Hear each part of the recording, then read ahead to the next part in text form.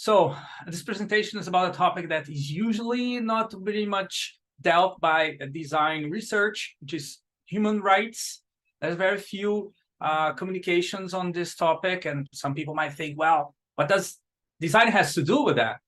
And because we are not probably working mostly in the regulatory session in our society, so we don't design policy, or at least we are far away from that process, having an indirect role.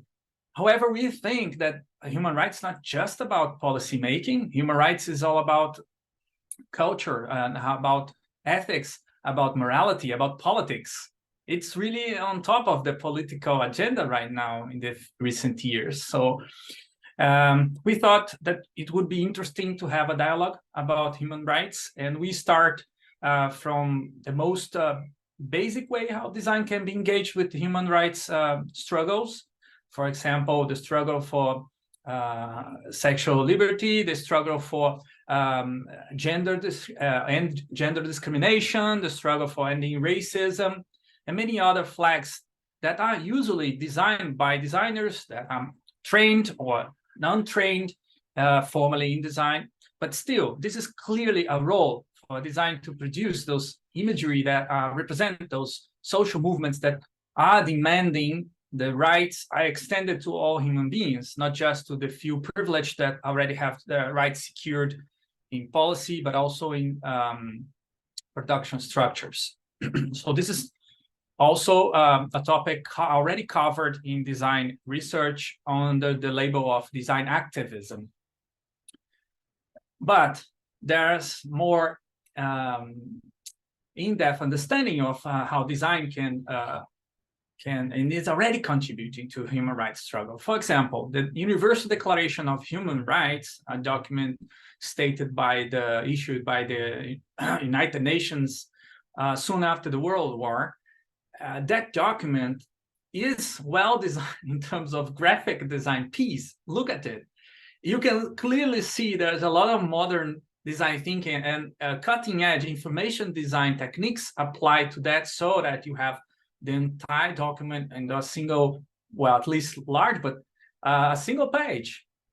And that's a very superficial way of pointing out. And but it is a situation that already tells us, look, design has already a history on fighting for human rights, even if it's such a superficial one. But if we go back and also expand the notion of what design may mean, we may find other situations where design has been important in the struggle for human rights. And for example, well, human rights as a term, it didn't pop up until the 18th century, around especially around the French Revolution, and the Declaration of the Rights of Man and of Citizens, which is the document that I'm showing you here. Well, you could say this is art, right? It looks artistic. But if you take design definitions, graphic design and information design definitions of today, this is definitely a piece of design, because it's a policy document that is made accessible, and also a bit like ideological and even religious, and something like that's not just art, and it's also not just a functional piece could be designed by an engineer. It's really like the stuff that designers do. Well, but the content of this document can also be referred back as a kind of a policy design, policy making. But the interesting thing that we want to stress with this presentation is that this design emerged out of struggle. and understanding the struggle is also understanding design, so to speak. So if you look at design also as a process, a historical process. So in this picture, you see what happens if you just look at human rights as a document, and then you say, well, I can apply that, I can refer to that. That's what Haitian people actually, once it wasn't called like that, it was called the colony of Saint Dominguez, associated with the French Empire. they observed the French Revolution and the declaration of those rights, and they said, well, we also want those rights, especially the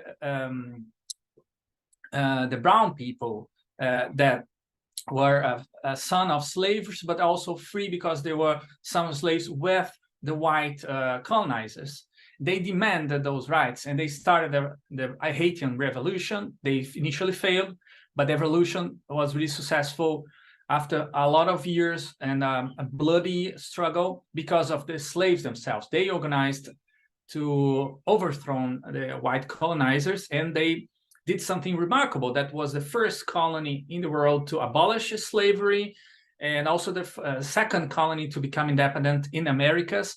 And they opened up the possibility for many other independence process, including the Brazilian independence process, which is so dear to me and Fernando.